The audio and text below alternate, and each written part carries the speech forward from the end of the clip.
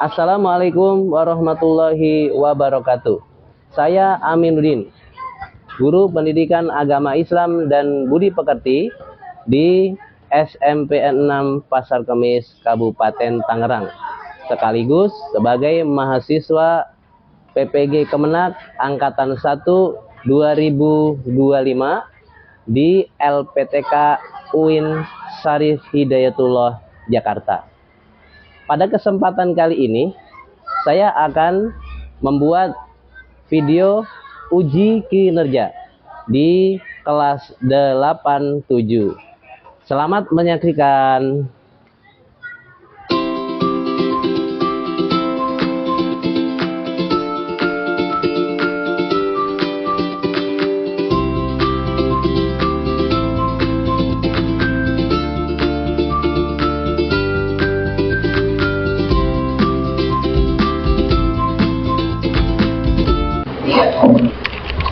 Assalamualaikum warahmatullahi wabarakatuh.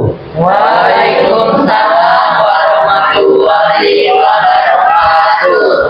Bagaimana kabarnya anak-anakku semuanya? Baik. Alhamdulillah, sehat semua ya? Sehat. Alhamdulillahirabbil alamin.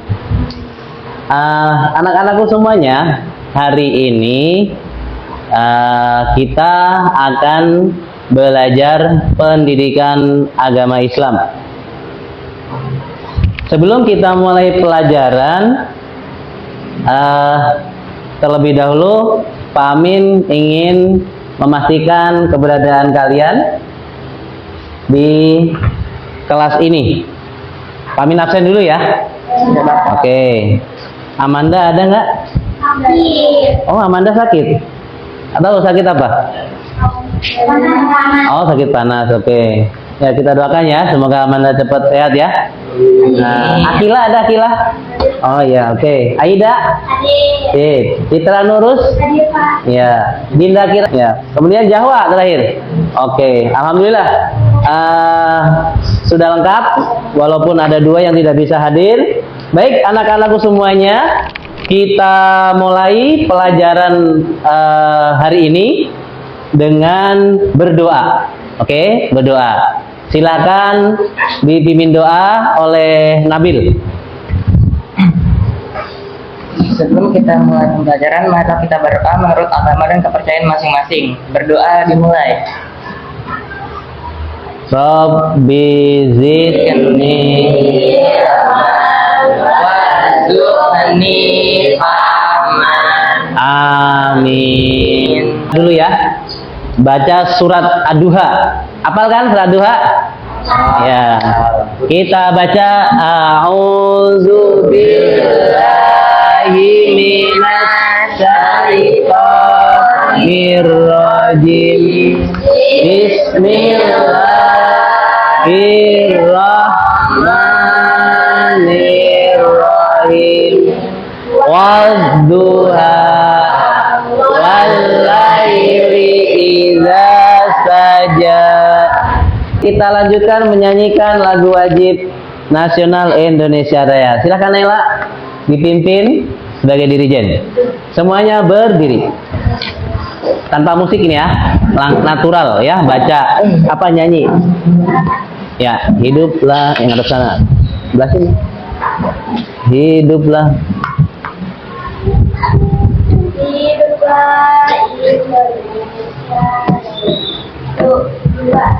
Indonesia tanah airku, tanah tumpah darahku. Terima kasih Naila. Silakan duduk semuanya. Baik, kita lanjutkan. Kita sebelum ke pelajaran hari ini kita mengingatkan ya, mengulas lagi pertemuan sebelumnya. Ya, pertemuan sebelumnya apa? Di bab 6 masih ingat nggak? Nah, kita sekilas sudah belajar tentang tajwid. Kalau di buku LKS bab 1. Nah, silakan sambil dibuka LKS-nya juga. Minggu yang lalu kita telah mempelajari menghafal Quran surat Al-Baqarah ayat 143. Kemudian kita sudah belajar menjadi muslim yang moderat. Seperti apa sih muslim yang moderat itu? Jadi muslim yang moderat adalah muslim yang memposisikan dirinya itu di tengah-tengah, ya kan? Tidak memihak pada satu golongan tertentu. Nah, minggu kemarin kita sudah mengulas, sudah mempelajari bab tersebut. Baik, untuk hari ini kita lanjutkan belajar kita, yaitu bab 7, ya, beriman atau mempercayai Nabi dan Rasul Allah, ya. Silakan dibuka LKS halaman 7, ya, halaman 7, sorry, bab 7, ya. Kalau di LKS bab 2, ya. Nah, kalau di buku paket itu bab 7. Perlu kalian ketahui bahwa tujuan pembelajaran kita pada pagi ini akan kita jelaskan. Kita akan belajar tentang makna iman kepada Nabi dan Rasul Allah dengan benar. Itu yang pertama. Yang kedua, meyakini bahwa Allah Subhanahu wa taala mengutus para nabi dan rasul untuk menyampaikan wahyu kepada umat manusia. Kemudian yang ketiga, memberikan contoh penerapan keteladanan terhadap nabi dan rasul dalam kehidupan generasi digital yang benar. Kemudian yang keempat, menjadi pribadi yang bertanggung jawab, jujur dan dapat dipercaya. Kemudian selanjutnya menyusun paparan tentang penerapan sifat-sifat Rasul dalam kehidupan generasi digital. Banyak banget nih TP-nya, ya. Nah, yang terakhir, terbiasa meneladani sifat-sifat Nabi dan Rasul dalam kehidupan sehari-hari. Oke. Itu sekilas tentang tujuan pembelajaran. Sebelum kita masuk ke materi, mungkin kalian sudah pernah di SD tentang belajar tentang nabi-nabi dan rasul, ya. Nabi itu berapa jumlahnya dan sebagainya, nanti ada di materi pembelajaran. Ada pertanyaan, ada 5 pertanyaan. Coba siapa yang bisa menjawab? Apakah yang dimaksud beriman kepada nabi dan rasul? Ada yang tahu nggak? Apakah yang dimaksud beriman kepada Nabi dan Rasul? Ada atau enggak? Salsabil, tahu nggak? Berarti secara singkat, beriman itu adalah meyakini, ya, meyakini. Berarti harus yakin, ya, jangan ragu. Oke, itu yang pertama. Kemudian yang kedua, pertanyaannya, ada yang tahu nggak jawabannya tuh? Jelaskan pengertian Nabi dan Rasul. Nabi itu siapa? Rasul itu siapa? Coba Janeta. Nabi adalah seorang laki-laki yang diberi wahyu oleh Allah Subhanahu wa taala untuk dirinya sendiri. Sedangkan Ya. itu adalah seorang laki-laki yang diberi wahyu oleh Allah Subhanahu wa taala untuk dirinya sendiri dan Oke, bagus. Tepuk tangan. Janeta.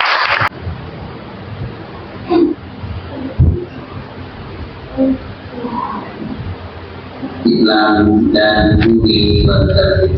Di video kali ini akan kita bahas materi kelas 8 di semester 2. Kita akan masuk ke bab ke-7. Itu kita akan membahas beriman kepada Nabi dan Rasulullah.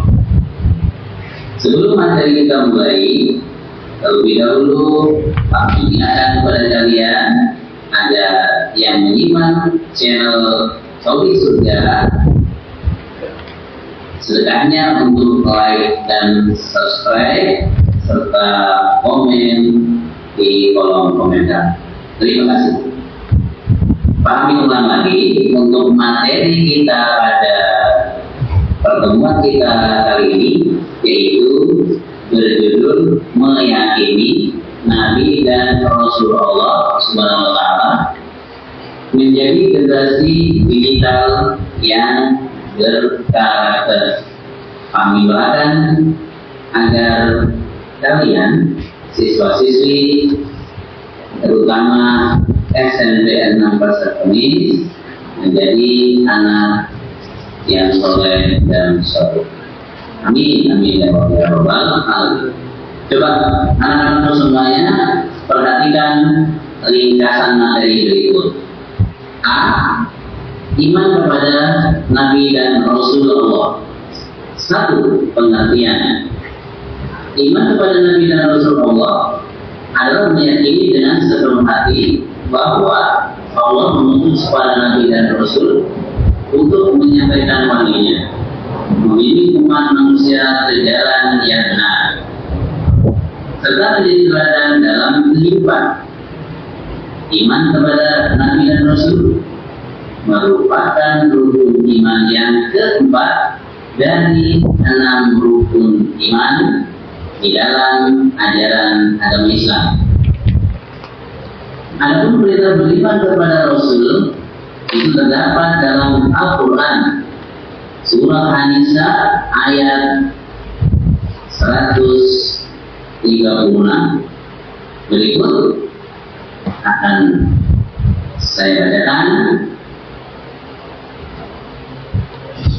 tersebut. A'udzu billahi minasy syaithanir rajim. Bismillahirrahmanirrahim. Ya ayyuhalladzina amanu billahi wa rasulihi wal kitabil ladzi nazzala ala rasulihi wal kitabil ladzi anzala min qabl wa man yakfur billahi wa malaikatihi wa kutubihi wa rusulihi wal yawmil akhir wal yawmil akhir faqad dhalalan ba'ida. Subhanallahul azim. Artinya, wahai orang-orang yang beriman, tetaplah beriman kepada Allah dan Rasul-Nya. Itu beriman kepada Nabi Muhammad SAW. Beriman kepada kitab-kitabnya, Al-Quran yang diturunkan kepada Rasul-Nya dan kitab yang diturunkan sebelumnya. Siapa yang kufur kepada Allah, kufur kepada malaikatnya, kitab-kitabnya, dan kufur kepada Rasul-Nya, serta kufur terhadap hari akhir, sungguh dia telah tersesat yang sangat jauh. Iman kepada Rasul juga dibuktikan dengan perbuatan, yaitu dengan meneladani sifat-sifat mulia Rasul serta menjalankan sunnah-sunnah dan kewajiban yang disampaikan oleh Rasul melalui wahyu yang diberikan. Sebagai umat Islam, hendaknya kita menjalankan ajaran yang disampaikan Nabi Muhammad Sallallahu Alaihi Wasallam melalui mukjizatnya yang masih ada sampai sekarang hingga akhir zaman. Coba anak-anak semuanya tahu nggak mukjizat yang sangat besar, yang sangat spektakuler yang dipunya oleh Nabi Muhammad dan kita, yaitu Al-Quranul Karim yang senantiasa dijaga kemuliaannya oleh Allah Subhanahu wa Ta'ala. Ya, kita akan membahas perbedaan antara Nabi dan Rasul. Secara bahasa, Nabi berarti pembawa berita, sedangkan Rasul yaitu sebagai utusan.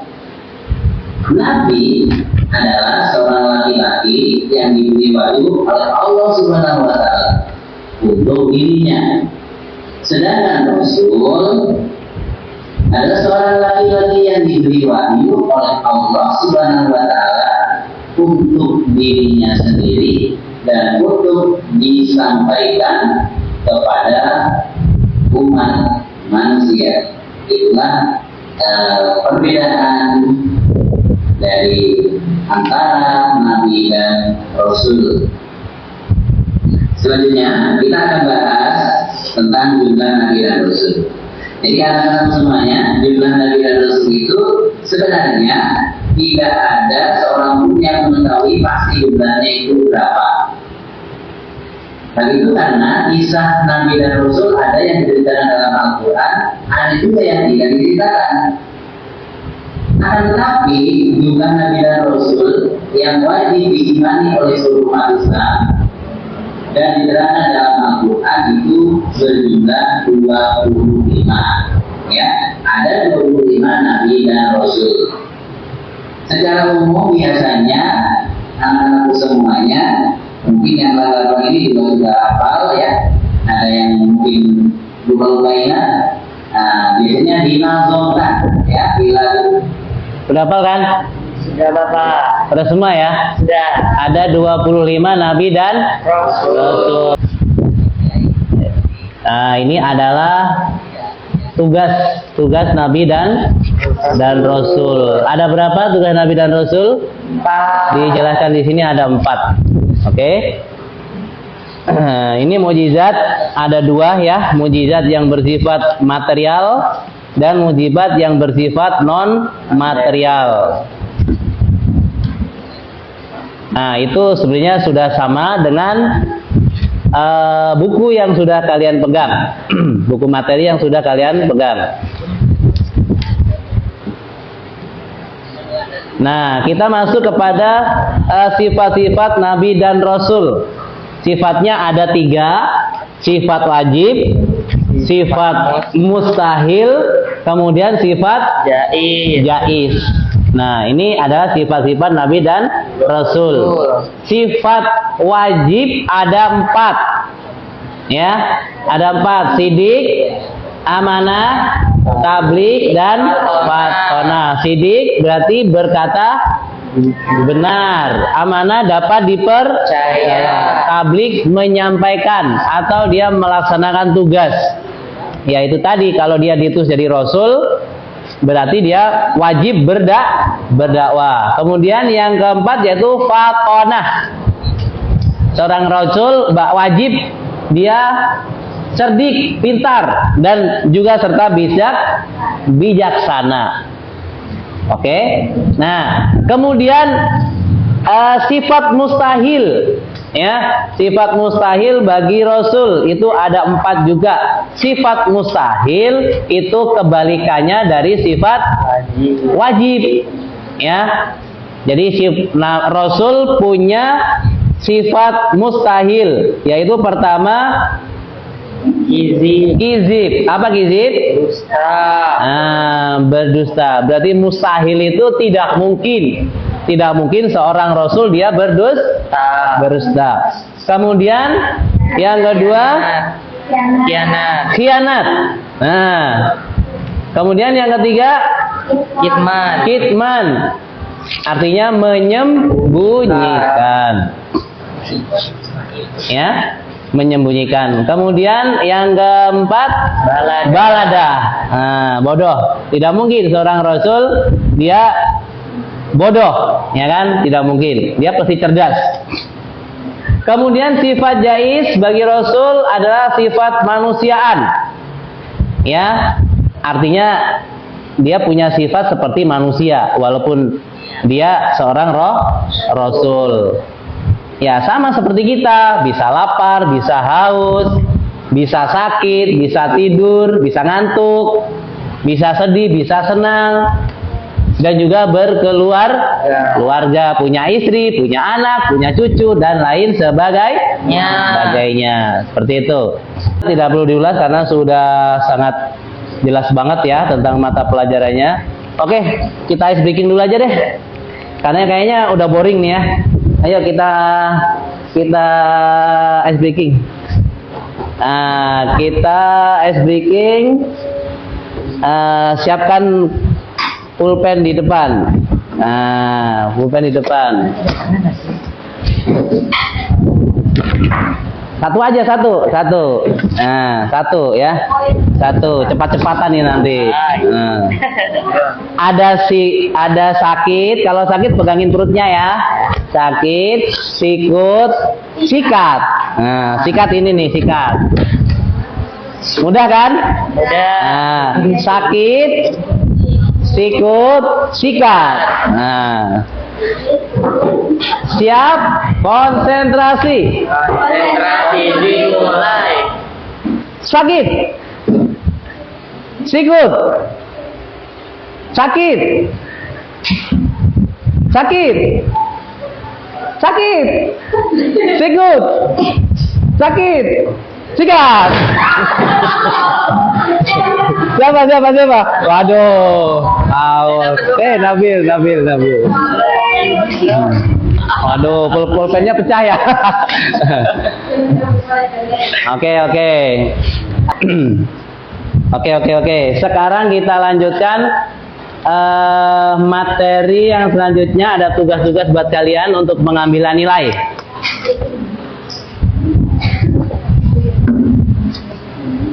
Nanti ada satu yang Pak Amin minta untuk maju ke depan membacakan cerita. Ini Pak Amin bagiin dulu ya lembarnya. Sudah. 4, Kasih Bapak. 5. Ya, masing-masing pegang satu, silakan dibaca. Ditulis dulu nama dan nomor urut.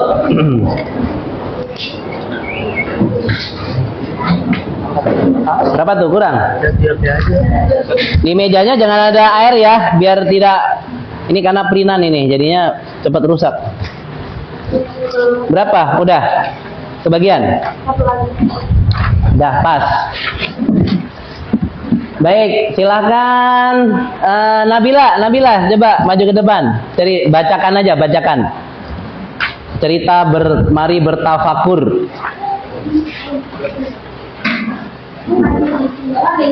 Ya, nanti dulu dengarkan ceritanya ya. Oke, agak tengah Nabila. Siswa yang budiman. Pada awal April 2020, ada seorang pengemudi ojek daring yang viral di media sosial. Pengemudi yang bernama Akhirul Sofyan itu menjadi viral karena aksinya dalam melindungi makanan yang dipesan pelanggan dari semprotan cairan disinfektan. Kisah ini terjadi di Kota Batam, Kepulauan Riau. Kisahnya bermula dari persamaan yang diterima Akhirul Sofyan. Ada seorang pelanggan yang memesan makanan cepat saji melalui jasa pesan antar ojek daring. Setelah makanan selesai dikemas, Sofyan segera menuju ke alamat pemesan. Namun ketika Sofyan sedang menata makanannya di pinggir jalan, tiba-tiba datang mobil yang menyemprotkan cairan disinfektan. Melihat mobil itu mendekati dirinya, Sofyan segera memeluk makanan yang dibawanya demi melindunginya agar makanan itu tidak rusak.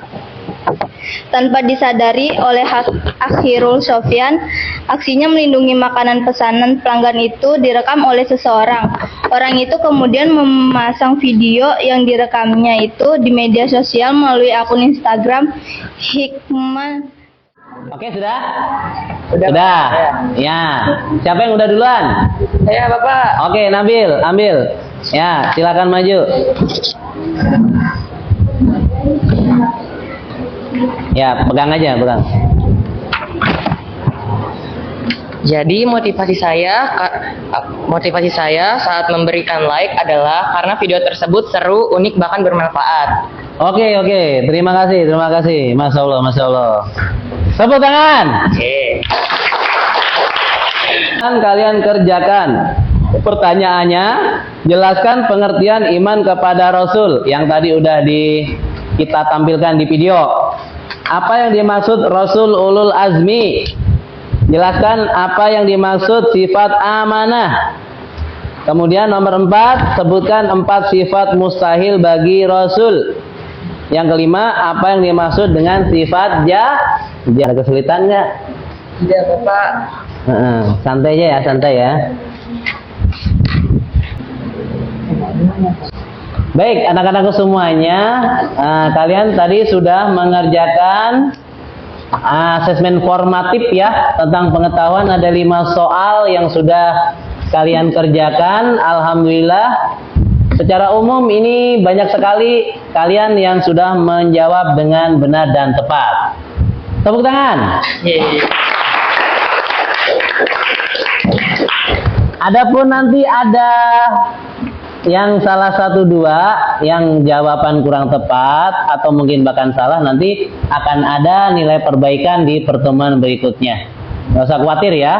Nah, yang penting kalian mendapatkan nilai yang terbaik. Baik, untuk selanjutnya ini ada metode belajar atau pengambilan asesmen. Kalian berkelompok cara mengerjakannya. Jadi dengan cara berdiskusi, ya, memecahkan suatu permasalahan. Nanti Pak Amin akan bagikan soalnya. Soalnya sebenarnya cuma 1 saja, ya, yaitu soalnya pertanyaannya membuat paparan penjelasan tentang penerapan sifat-sifat Rasul dalam kehidupan generasi digital dan berkarakter. Nah, nanti silakan dalam kehidupan sehari-hari, terutama di dunia digital.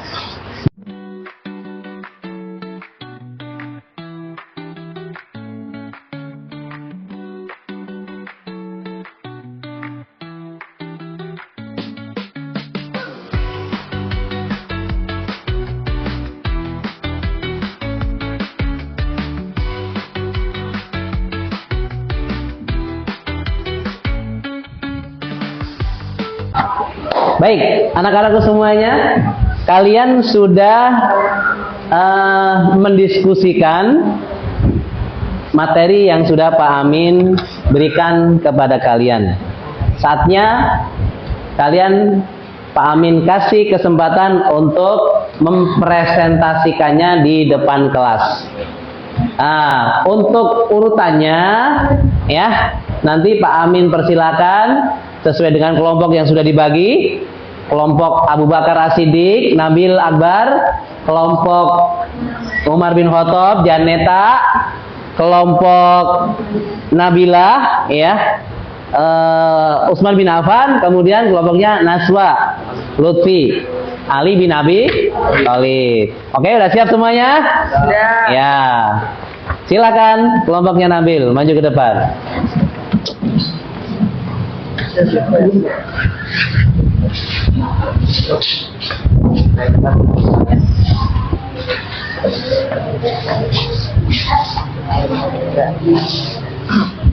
Assalamualaikum warahmatullahi wabarakatuh. Waalaikumsalam warahmatullahi wabarakatuh.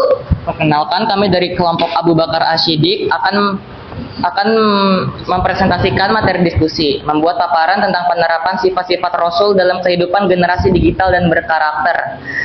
Hasil ringkasan kita adalah bermedia sosial. 1. Meneladani akhlak Nabi Muhammad SAW dengan tidak melakukan hal-hal yang membuat dosa. Gunakan media sosial untuk kebaikan dan berdakwah. 2. Menunjukkan perilaku baik di dunia maya dan tidak menyebarkan rumor merupakan bagian dari amanah terhadap sesama. Ya. Oke, tepuk tangan. Berarti ada 2 poin tadi ya? Ya. Yang sudah dipresentasikan oleh kelompok Abu Bakar As-Siddiq. Dipersilahkan kepada kalian di kelompok lain, apakah ingin menanggapi, apakah ingin bertanya, dipersilakan. Ada tidak? Tidak ada. Oh, tidak ada. Oke, baik. Lembarnya Pak Amin minta dulu. Itu pegang aja. Tadi Nabil hasilnya adalah pertama, dia lebih ke bermedia sosial ya. Yaitu seharusnya sebagai muslim meneladani akhlak Rasulullah Shallallahu Alaihi Wasallam, tidak melakukan hal-hal yang berdosa. Kalau kita punya media sosial, itu dipakai untuk apa? Akila? Untuk mencari berita. Enggak, kaitannya di dunia Islam. Kalau kita membuka media sosial dipakai untuk mendengarkan ceramah. Namanya apa itu? Berdakwah ya. Misal ada YouTube-nya Pak Amin Tauhid Surga. Ya kan? Ada channelnya menarik nih, di-share di status. Itu baru berdakwah. Kemudian yang kedua tadi menunjukkan perilaku baik di dunia maya. Ya, ditampilkan di dunia maya hal-hal yang baik ya, jangan hal-hal yang buruk, berdosa dan maksi. Nah, no, jangan ya, jangan. Oke, sekali lagi tepuk tangan buat kelompoknya Nabil. Silakan duduk kembali. Untuk yang terakhir sebelum kita tutup ya, saya minta anak-anakku semuanya membuka buku LKS. Ya, di situ di buku LKS di halaman 20 ya. Nah, di halaman 20 ada apa? Buku LKS ada pertanyaan-pertanyaan, dijawab ya atau tidak. Ini adalah pertanyaan refleksi ya. Nah, anak-anakku semuanya, untuk materi hari ini sudah cukup dan kalian sangat antusias sekali mengikuti pembelajaran Pak Amin ini. Nah, nanti pertemuan berikutnya kita akan membahas atau belajar materi pembelajaran bab 8 ya, yaitu menjadi generasi yang toleran, membangun harmoni intern dan antar umat beragama.